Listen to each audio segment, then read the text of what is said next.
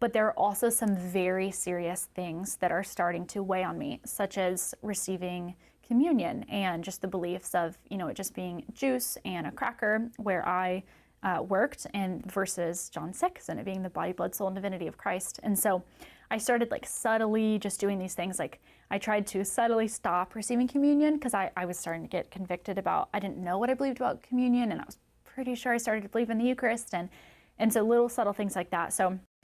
And while I was doing that, I happened to pick a Catholic silent retreat center.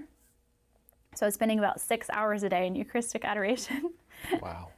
And at this point, I had already had an encounter in adoration a few months prior where I realized that my mother had taught me that prayer could be thought of when I was a little girl as sitting at Jesus's feet. Mm-hmm. And then one day I had slipped into adoration after working all day at the church, and it hit me. I had this realization that this experience, sitting at Jesus's feet, this is the only place on earth where I could physically sit at Jesus's feet on this side of heaven.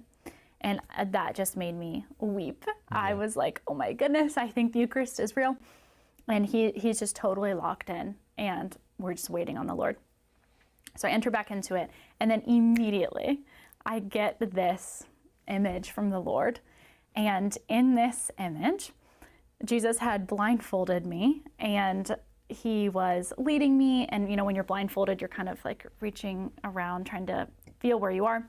And so that started happening, and I was like, where am I? And then I felt a door, and we went through this door. And then I took my blindfold off, and we were in the vestibule of a Catholic church. This means I'm here. I did this for you. I did this for you. And then he brought me over to the stained glass, and he said, look at this. These are stories from the Bible. I did this for you. I did this for you. And then he went over, and there's, Latin on the floor, and he's like, this is what this means. I did this for you. I did this for you. And then he would run over to the statue of Mary, and he'd say, this is my mom. This is your mom. I did this for you. I did this for you. And then he ran over to the priest, and he put his arms on top of the priest's hands, and then he elevated the Eucharist with the priest, and he said, and this is my body, and I did this for you. I did this for you. Do you love it? Do you love it? And I was totally stunned, because this was the first time in my life that I realized Jesus is the one who established the Catholic Church. And he just looked at me, and he said, I love you. And I was like, oh no, what is happening?